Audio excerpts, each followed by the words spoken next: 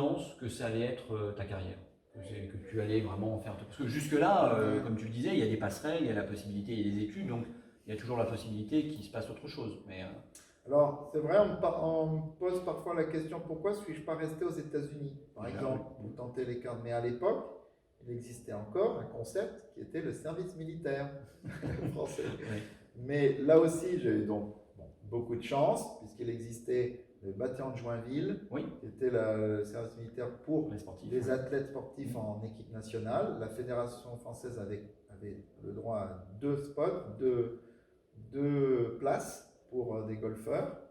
Donc, après avoir terminé ma carrière universitaire et obtenu mon diplôme, j'avais fait une licence en psychologie. J'avais commencé en économie, mais il n'y avait pas de business administration en undergraduate à Stanford. L'économie, microéconomie, franchement, ça ne me passionnait pas. Surtout, on ratait, nous, un tiers des cours, des conférences. Donc, il fallait savoir étudier par nous-mêmes, parfois même prendre des examens avec le fameux Code of Honor. Il m'est arrivé de prendre des examens dans l'avion. Ah oui. Dans le cadre de Honor, on avait confiance qu'on n'avait pas triché et tout, ça c'était super à Stanford. Donc je me suis rabattu sur un sujet passionnant. Il faut dire que mon idole à moi c'était Tom Watson, le grand champion américain qui avait gagné 5 fois le British Open et qui avait fait Stanford bien avant moi. Il avait fait psychologie et en même temps j'avais eu l'écho comme quoi Phil Mickelson avait choisi psychologie. Alors je me suis dit, bon, bah, ça peut, moi effectivement, qui avait déjà comme vision de, ça doit aider, de vouloir faire champion de golf professionnel, ça doit aider. Et je me suis dit, tiens, et en plus, c'est vrai que c'était passionnant. Dès les premiers cours, j'étais un professeur passionnant, leader mondial sur le thème de la timidité puis de la relation à la montre, tout ce qui va avec la pression et notre affect là-dessus. Donc de ce fait, je suis parti là-dessus. Donc j'ai eu une licence de psychologie, mais voilà, je ne pouvais pas passer professionnel encore parce que j'avais le service militaire. Bon bah, c'était aussi voilà, bien peut-être d'avoir une césure aussi, de casser un peu avec ce rythme. Ouais, bah, quelque part de faire une année, je dirais amateur professionnel, parce que j'allais voir toutes ces opportunités de faire des grands championnats amateurs. Et puis, clairement, par exemple, voyager. Pendant cette période de bataillon de Joinville, je me rappelle, j'ai eu de la chance, enfin de la chance ou pas, parce qu'à la rigueur, pendant les classes, il y a des parties amusantes, sûrement les bivouacs, etc. Mais moi, j'y ai échappé parce que... Ça dépend de la période, en fait. Ouais, ça dépend.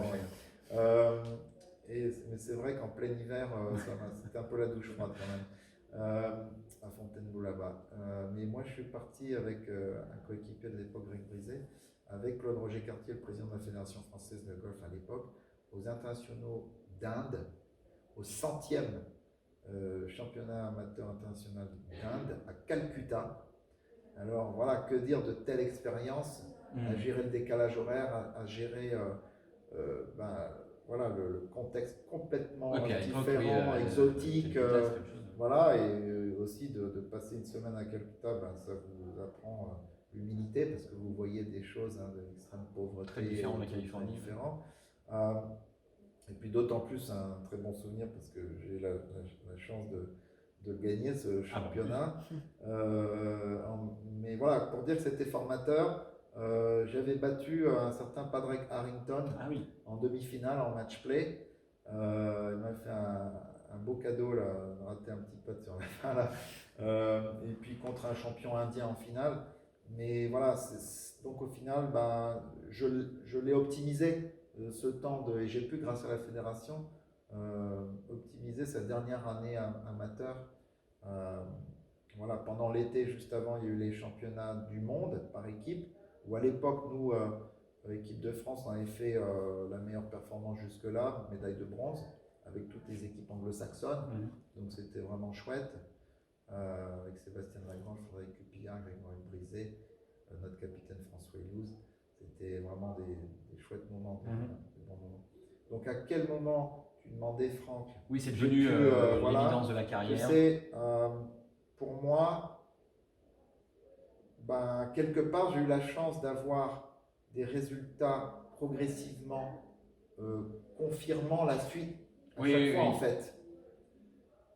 Donc au final, il y a pas, j'ai pas le souvenir d'un moment clé qui m'a dit parce que tu as gagné tel championnat, ça y est, là tu peux y croire, ou c'est bon, tu vas pouvoir te permettre de passer pro. J'ai envie de dire que voilà, tout ça, c'est sûr que j'ai une chouette carrière amateur. J'ai gagné notamment à 18 ans le British Youth Championship, donc c'est un peu le British Open Junior, 21 ans et moins.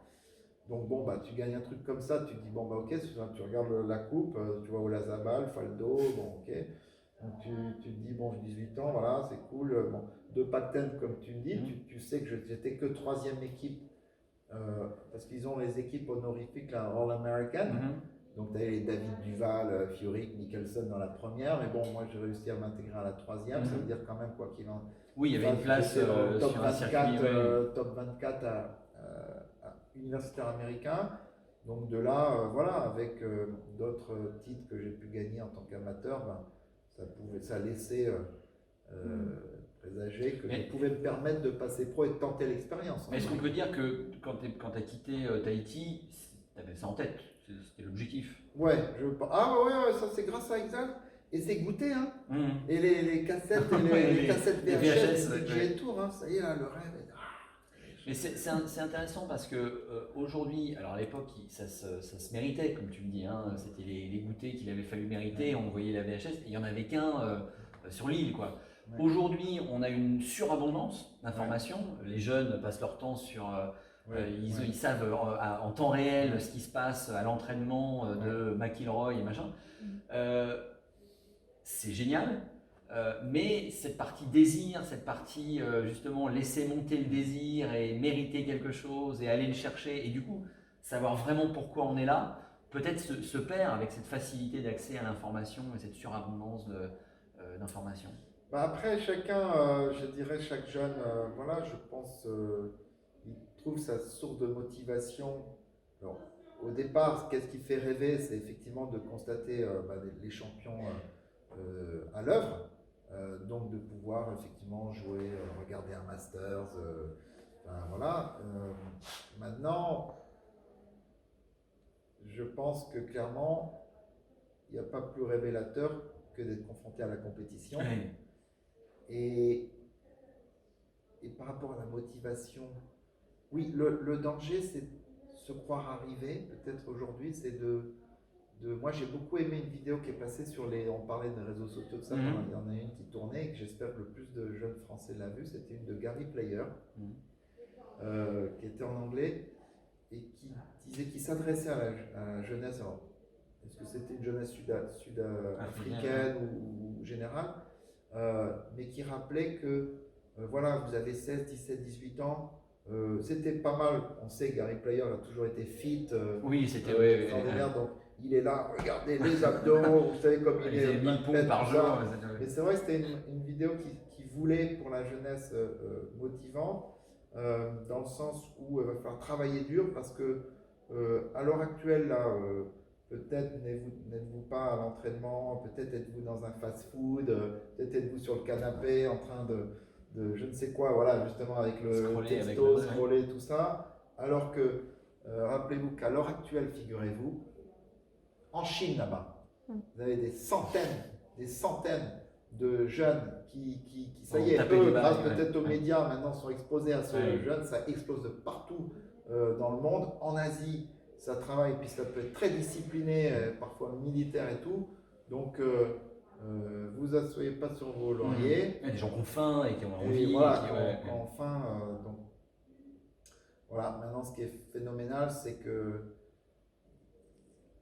l'être humain est un univers en lui-même, donc il n'y a pas de moule, quoi. Il n'y a pas de... Voilà,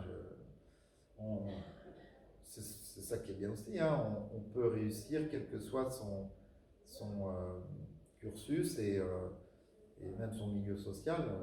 Voilà, c'est vrai qu'en Europe, pour beaucoup à l'époque, il y a beaucoup de fils de cadets ou d'employés de clubs qui, donc, avec la fin, ok, comme on peut dire, en Espagne, c'est très médiatisé.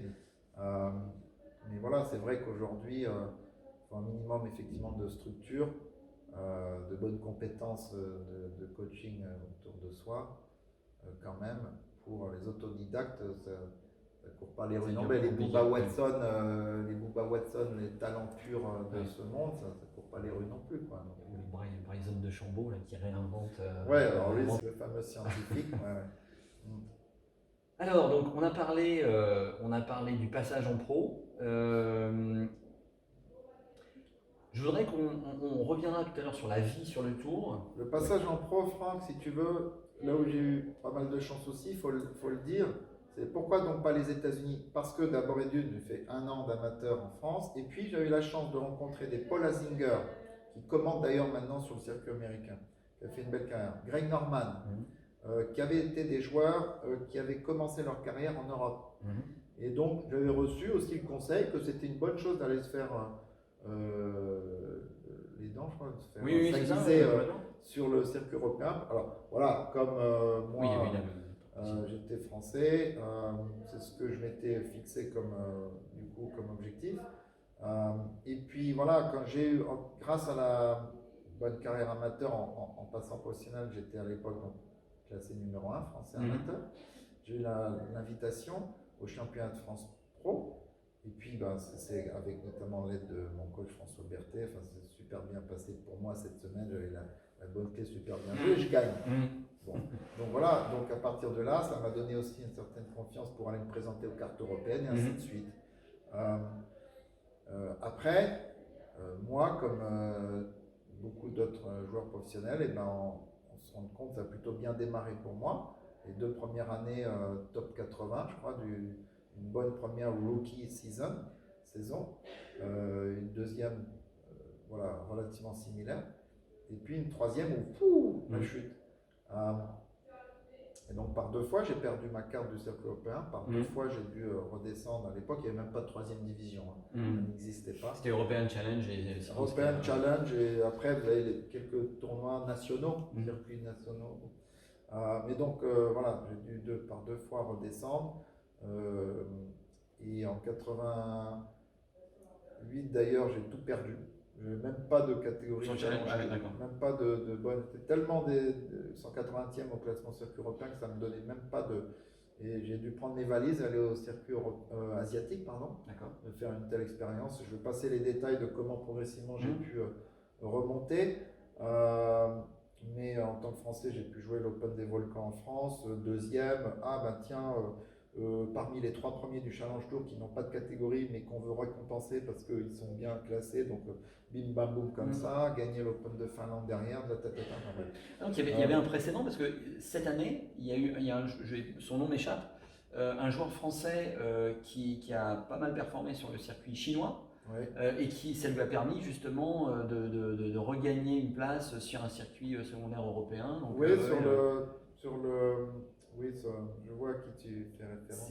C'est pas Paul Barjon, mais oui, ça me revient. Peut-être. Mais certainement aujourd'hui, en tous les cas, quand tu passes professionnel, aujourd'hui, il faut bien étudier tous les passerelles et les ponts entre les circuits. Bon, en Europe, ici, tu le sais maintenant, tu as les 4 circuits 3e division, top 5, hop, Challenge Tour, top 15, European Tour. Donc, ça, c'est clair, il y a tout un univers aussi quand on comprendre le système et maîtriser le système. À connaître, absolument. Alors, ça aide, excuse-moi, je vais terminer là-dessus, je voulais juste dire que là où ça a été finalement relativement, comment dirais-je, privilégié pour moi, pour pas dire facile, mais privilégié, c'est que grâce à ce titre de numéro 1 français, j'ai pu rencontrer quelques sociétés de management avant même de passer professionnel. Au tout début, j'ai choisi quelqu'un qui était devenu un ami et que j'ai pris un Américain, mais vivant à Paris. Un agent qui était golfeur lui-même, mais bien dans la promotion en tant que rôle d'agent, Roy Ostetter. Et puis, mais assez vite, après, une fois que j'avais enclenché le circuit européen et les voyages internationaux, tout ça, j'ai vu que c'était peut-être intéressant aussi d'avoir les services d'une société de management international. Mais voilà, ça s'est fait. C'est tous ces aspects-là qui fait que clairement, avant de passer professionnel, eh bien, en amont, 1 ou 2 ans avant, il faut avoir commencé à préparer, à faire. Bon, les résultats sportifs se doivent de se faire parler de vous. Bien sûr. Mais derrière, il faut effectivement, en plus de l'aspect strictement sportif, il faut l'aspect managérial pour avoir à un moment donné effectivement un agent ou un manager qui va eh bien, intéresser un certain nombre de partenaires, de sponsors, parce que c'est le nerf de la guerre aussi. Hein. Il faut des budgets pour, ne serait-ce que voilà, le Challenge Tour ou le circuit européen, il faut des budgets de, je pense, facile 50-60 000 euros quand on veut faire un tournoi de golf professionnel, ça coûte au minimum 2000 euros, hein, un minimum 2500 en général, parce que vous avez 1000 euros déjà de caddie. Hein, et oui, on a un copilote, on ne peut pas faire jouer tout seul hein, sur le circuit, donc on est obligé d'avoir. On ne peut pas toujours l'intéresser seulement au pourcentage de gain, parce qu'on n'est pas sûr d'en avoir s'il n'y a, pas de cut. Ça, c'est toute une autre histoire. Respect à tous les caddies qui jouent par passion et qui adorent voilà, être impliqués dans le sport de haut niveau, le golf de haut niveau, mais qui n'ont effectivement, qui font ça par passion et par incentive, certes, parce que derrière il peut y avoir de belles récompenses quand on se hisse au niveau d'une belle relation qui dure dans le temps avec un joueur. Mais bon, il n'y a aucune garantie, hein. Ils peuvent être remerciés à tout moment, les caddies, donc ça c'est vraiment admirable. Mais voilà, 2500 le tournoi, donc clairement, il faut avoir du budget. Et c'est mieux de passer professionnel quand on sait qu'on a un certain budget de soi, un accompagnement. Et puis clairement, on en discutait un peu plus tôt. Ben oui, aujourd'hui, grâce, tu parlais des jeunes, comment ils sont effectivement forcément aiguisés à tous les réseaux sociaux, marketing digital et tout. Il y a plein de moyens aujourd'hui de remercier, de mettre ses partenaires, mettre en valeur, de jouer le jeu pour dès qu'il y a une belle performance qui mérite d'être mentionnée.